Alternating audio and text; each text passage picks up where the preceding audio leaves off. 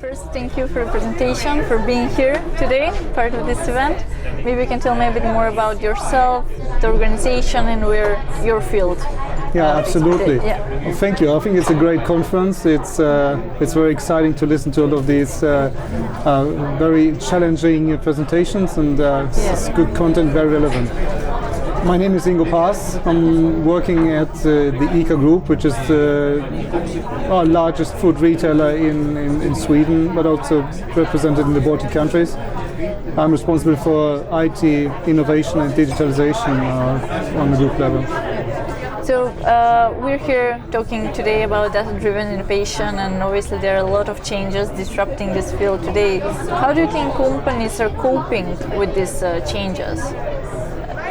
There are different approaches, and what you can see is that when you're in a consumer-driven business, you have a strong marketing department, and in the early days you can rely on their strengths, their ability, their flexibility, their innovative approach to take care of the customer journey, and that's quite good.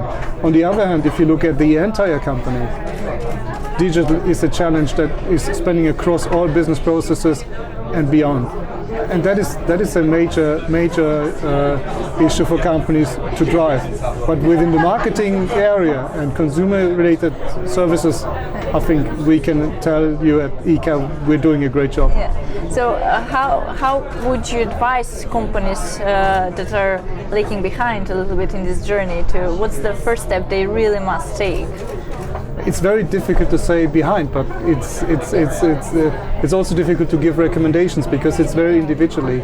But what you need to do, you need to explore, you need to innovate, and I think you need to think beyond marketing. You need to think, what is it that we need to do now that someone else might do in 2 years? Because there will always be people thinking about your industry, your market, your company, your customers, and has new ideas how to add value spontaneously, or sometimes just by being lucky. But there will be people in the future who will address your company, your industry, and your market and your customers. So the recommendation is find out something new, something that you don't do today, and do it somewhat as a greenfield approach, if anyhow possible. So outperform competition in every way. Very innovative approach. Yeah, I think it's important because if you look at your competitors of today, you might compete with them a few more years into the future, but you will see very new competition showing up. Yeah. So how can companies ensure that they're utilizing data in their company, the full potential of data? I think the first thing is to understand that data is more than just the data that you own. And I think it's also very important that you build the right capacity within your organization, that you can interpret the data, that you can make sense out of it, and you do not start thinking BI. I want to run a BI project, which takes 12 months, and when the 12 months are over, I will get an answer potentially, and it costs me a hell of a lot of money. That's not criticism of BI, but the new way of looking at data is a very different type of working and requires different leadership and thinking. What do you think we can expect in these areas in the nearest future? Could you repeat the question? What can we expect in the nearest future in regards to data innovation and data management? I think that as long as the customer allows in the retail world, the intimacy is very important, and how we treat this relationship with the customer, and that we can add value rather than forcing the customer to work in some kind of digital relationship with us as a food retailer. But we need to find ways to add value and think different. And also I think the area of apps, as we know as of today, is probably soon going to be replaced by different kind of innovative solution like agents.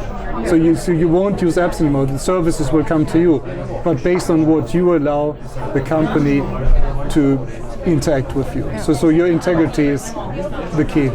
So it's a future full of opportunities? The future is full of opportunities because I think it's not just for the business, but also for us as we are consuming services or products, as we are more and more educated and better educated than ever before.